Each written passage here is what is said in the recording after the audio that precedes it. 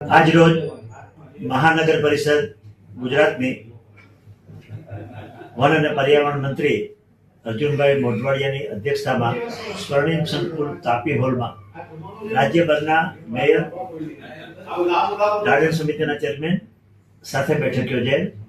બેઠકની અંદર તંદુરસ્ત વાતાવરણની અંદર અર્જુનભાઈ મોઢવાડિયાના વિશદ અને અભ્યાસપૂર્ણ માર્ગદર્શન નીચે લોક ભાગીદારીથી ગ્લોબલ વોર્મિંગથી બચવા માટે થઈ મહાનગરપાલિકા વિસ્તારની અંદર વધુમાં વધુ વૃક્ષારોપણ થાય, બાગ બગીચા ડેવલપ થાય અને લોકોને આનો લાભ મળે એના માટે કેવી રીતે આપણે કાર્યવાહી કરવી જોઈએ એનું છણાવટભેરું માર્ગદર્શન મળે.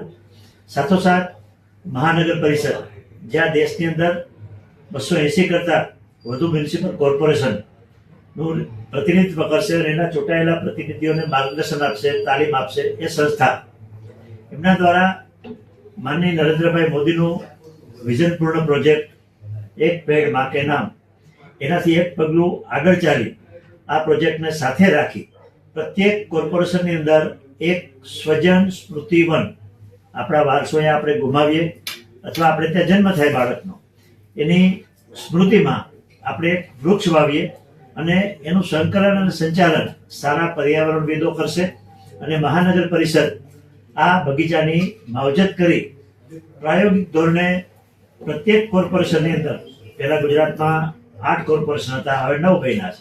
એટલે રાજ્યના 17 કોર્પોરેશનમાં મહાનગર પરિષદ દ્વારા આ સ્વજન સ્મૃતિવનનું સરકાર અને કોર્પોરેશનના સહયોગથી નિર્માણ થશે અને એનો ગુજરાતની આમ જનતાને લાભ મળશે. સાથોસાથ આ મહાનગર પરિષદની ટીમમાં પર્યાવરણવિદ નિષ્ણાંતો પણ અમારી પાસે છે. તો શહેરી વિસ્તારની અંદર બહેનોને જે ઘરકામ કરે છે, નોકરી નથી કરતા એવા બહેનોને બોન્સાઈ વૃક્ષ એટલે 10 વર્ષનું ઝાડ પણ 1-2 ફૂટનું જ થાય અને આ જે ચાઇનીઝ પેટર્ન છે એને બોન્સાઈ કહે છે. તો બોન્સાઈ વૃક્ષનું જતન કરવા, ઉછેરવા એની તાલીમ પણ મહાનગર પરિષદ આપશે, જેના મારફત બહેનો ગુણેપૂર્વક આ બધું શીખશે તો પોતાના ઘરકામની સાથે આર્થિક ઉપાર્જન પણ કરી શકશે. એવું પણ મહાનગર પરિષદ મારફત નાનું મોટું આયોજન છે.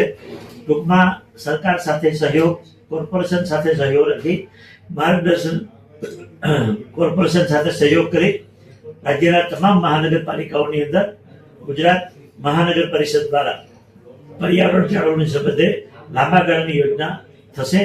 એનો વિગતપૂર્ણ અહેવાલ આજની માનનીય મોઢવાડિયા સાહેબ સાથેની મિટિંગમાં અમોએ આપ્યો.